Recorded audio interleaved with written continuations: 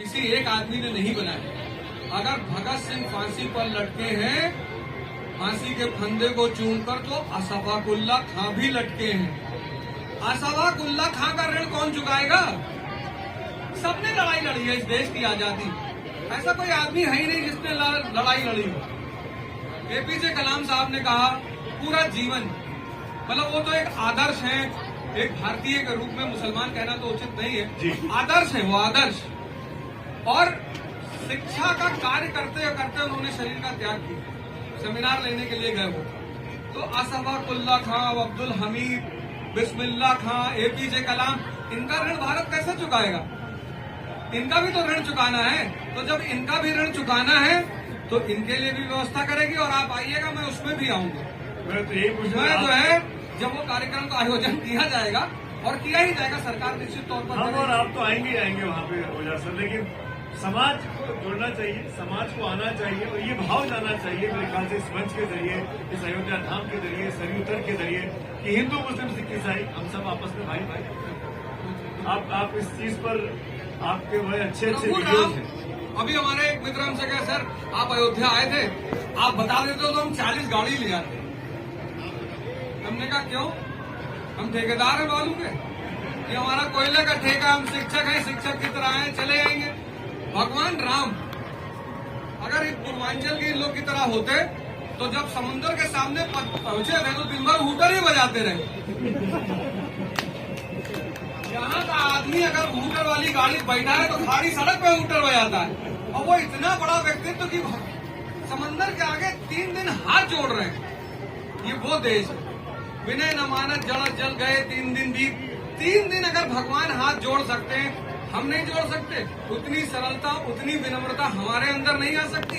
अगर कोई हमारी बात से नाराज है या दुखी है या उसे गलतफहमी है, तो यह हमारी जिम्मेदारी कि हम उसकी गलतफहमी को दूर करें, और हम उससे कहें कि भाई हम सब एक साथ हैं। और ये काम घरों से शुरू होना चाहिए।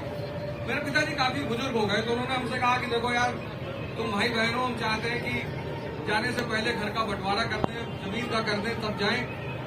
हमने कहा अगर यही नौबत आई तब ये मानव शरीर मिलने से फायदा ही क्या हुआ? अगर 15 बीघे जमीन में 2 आदमी को बंटवारा करना पड़े, तो ये चीज घर से शुरू होना चाहिए। जब ऐसी शक्ति पैदा करो कि घर का बंटवारा नहीं, प्रदेश पे कब्जा हो। एक और आपसे मैं चाहूंगा इस मंच के जरिए सलाह मिले देश चलाने वाले हुक्मरानों को, चाहे इधर के हो, चाहे उधर के हो, चाहे बीच में हो, चाहे सेंटर में, लेफ्ट में हो, राइट में हो, क्या कहना चाहेंगे कि हिंदुस्तान में ये सर्वधर्म समभाव बना रहे, ये आपसी प्रेम, आपसी भाईचारा बना रहे, राजनीति में धर्म और धर्म में राजनीति का घालमेल बंद हो, इस पर आप कुछ कहना चाहेंगे? भारत एक विभिन्नता में एकता वाला देश है, और जिसने इस बात को समझ लिया वो महान हुआ। उसके 2 सर्वश्रेष्ठ उदाहरण है। एक सम्राट अशोक। अगर आज हिंदू मुसलमान ईसाई हैं तो तब बौद्ध, जैन और ब्राह्मण। अकबर के समय हिंदू, मुसलमान और बहुत सारे संप्रदाय। अशोक ने धम्म का प्रतिपादन किया और सबको जोड़कर ले चलने का काम। फिर वो काम अकबर ने भी किया। तो जो काम अशोक और अकबर कर सकते हैं, और क्योंकि घर की अशांति घर को मिटा देगी, ऐसे ही राष्ट्र की अशांति भी राष्ट्र को मिटा देगी।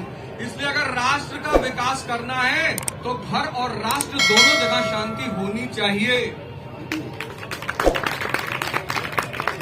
अगर वो शांति, तो अगर वो शांति अशोक ला सकता है, सम्राट अकबर ला सकते हैं, हमारे राजनेता भी ला सकते हैं। और अगर उन्हें नहीं पता है तो हम पढ़ा देंगे, 4 घंटे की क्लास है, ज्यादा दिक्कत का मामला भी नहीं है, और कोई फीस नहीं लेंगे। बस उनसे इतना कहेंगे कि हमारे युवाओं को कुछ न कुछ शिक्षा के रूप में डिस्काउंट दे दो, हम इतिहास तुमको फ्री पढ़ा देंगे। एक आखिरी सवाल, इतनी अच्छी बातें करते हैं, इतने अच्छे, देखिए बगैर बुलाए ये सब आप लोग आए, जुड़ गए यहाँ पर, शुक्रिया उसके लिए। अब इतना बड़ा हुजूम है, इकट्ठा हो गया।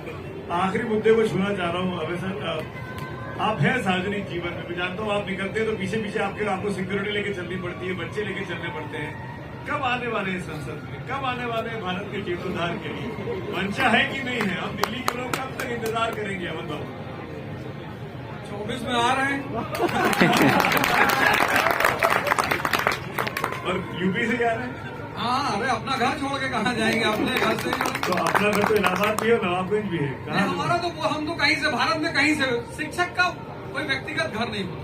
तो मैं तो, मेरा स्टूडेंट कह रहा सर आप तमिलनाडु आ जाओ सर, आप यहाँ से लड़ो। तो हमारे लिए सबसे बड़ी सुविधा ये है, और मुझे किसी को कोई सपना देने की जरूरत नहीं है, हर व्यक्ति को पता है।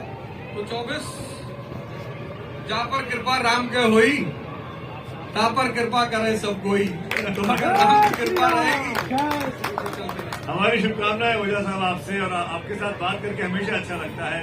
प्रभु श्री राम के दरबार पे हम लोग हैं, रामलला की प्राण प्रतिष्ठा होने वाली है। जो मनोकामना आप लेकर आए हैं, जो मनोकामना हम तमाम हिंदुस्तानी अपने मन में संजोते हैं कि हमारा देश सबसे खूबसूरत हो, हमारा देश सबसे खूबसूरत गुलदस्ते की तरह आगे बढ़े, हम सब मिलकर एक रहे और एक दूसरे के साथ आगे बढ़कर इस देश को हमेशा आगे बढ़ाते रहें। इस मंशा के साथ ओझा साहब का शुक्रिया अदा करूंगा, और अमित साहब को कहूंगा कि आपके मन में जो इच्छा है वो इस बार जरूर प्रभु राम पूरी कर दें। 24 के चुनाव में आपका काम, आपका भला हो जाए। बहुत बहुत धन्यवाद, बहुत बहुत धन्यवाद। एनडीटीवी की विशेष कवरेज में बहुत बहुत शुक्रिया आपका।